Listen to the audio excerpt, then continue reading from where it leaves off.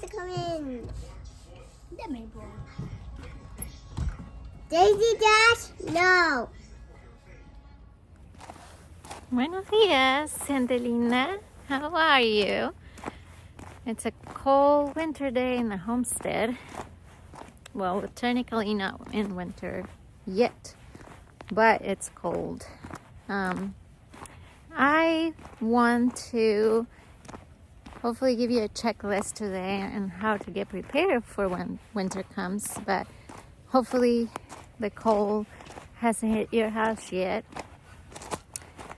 We have learned our hard lessons already, so I'm hoping that what I can share with you today helps you avoid any mistakes or mishaps on your homestead. And stay tuned for the end, because I'm going to share some tips on how to winterize our chickens, how we did it and how you can do it for next to nothing. So one of the important things that you can do to winterize your home is go look around your buildings and make sure that all gaps are sealed, that you're keeping the good warm air in and the cold air out, including your outbuildings and barns if you have them for your animals. Also, to check on your pipes. The other day when I went outside, I found this outside my door. Luckily, the pipes hadn't bursted and the faucet was fine, but just caught my attention and wanted to mention it to you guys and show you, because it's very important to disconnect all hoses from your house and from your faucets and make sure that nothing is going to burst. Tip number 2, make sure that you stock up on supplies for your homestead, on feed, on hygiene products, and also stock up your pantry with dry foods and anything canned that you may need. Then if a snowstorm or anything that prevents you from going out your house comes, then you're ready to go.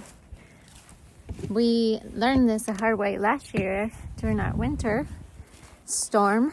We lived in a neighborhood that had a hill, and it became very slippery and dangerous to go out. And luckily we had mostly what we needed, but it's a good thing to always have things on hand that you might need in those situations. As you might see, our driveway is also one big hill, and I know for sure it's gonna be hard getting out of here in case we get that snow Armageddon again in our parts of Tennessee. All right, tip number 3, if you have a garden, take care of your garden beds and make sure they're insulated for the winter. And especially if you can put your chickens on it, that would be great.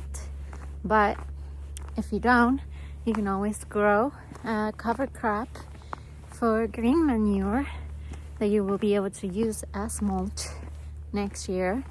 Never leave bare dirt. Always cover it. Nature always wants to be covered. Nature is modest. This year we had a project on our hands. I can show you right here. Our big hill, it's bare. It doesn't have anything growing on it, and it's a big erosion problem for our property. What I did was I broke up the clay a little bit, and I sowed a cover crop of rye. So I'm hoping that my chickens, the free range, don't eat it all. Come spring, we can have some roots on that hill and be able to plant new crops, or hopefully a food forest on that hill. Today I'm waiting on a guy from the utility board. There's hopefully gonna drop some wood chips on our property. Wood chips are big. I love the garden uneven concept. They are really good installation that you can put in your coop, and definitely good in the garden to act as a sponge for the rain, and also to cover the soil. Like we said before, nature never wants to be there.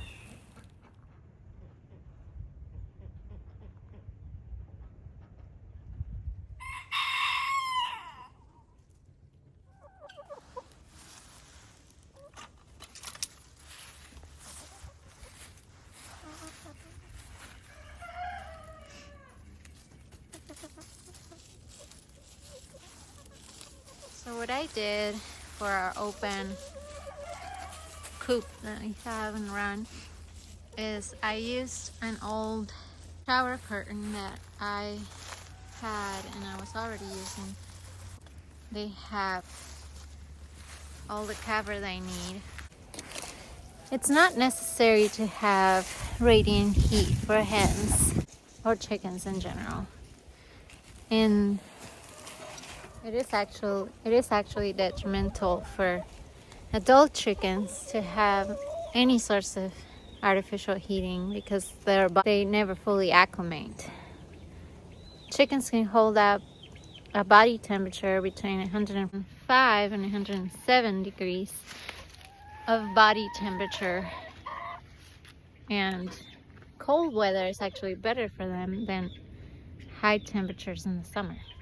They just need a flat surface to roost on where they can lay their full body on top of their toes and protect from frostbite.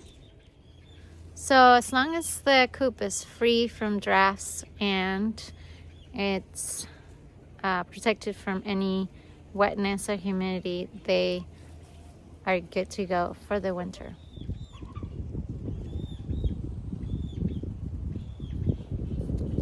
Another thing you can do to prevent the drinking water that chickens have from freezing is to put some pink bomb balls on the surface of the water, and the constant movement will prevent it from freezing. Another important aspect to take into consideration is to up the protein on your feed during winter, even a higher protein percentage in the feed, or just by the means of grubs and more protein sources for your chickens will help them stay healthier during the winter months and not have to spend so much energy into warming their bodies up. Another thing worth mentioning is if you have an enclosed coop, make sure that you still leave windows open or some sort of air ventilation so your chickens don't get affected by the frostbite. Last year when we had our first flock of chickens, we had an enclosed coop, and during that snow day, or snow week I should say, we encountered the problem of chickens getting frostbite because we left our water inside the coop, and that provided a lot of moisture for them to get the frostbite overnight.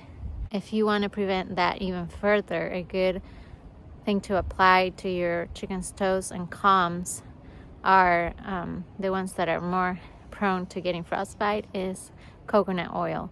Vaseline is a no-no because it contains water, and that's the same moisture that causes the frostbite in the first place.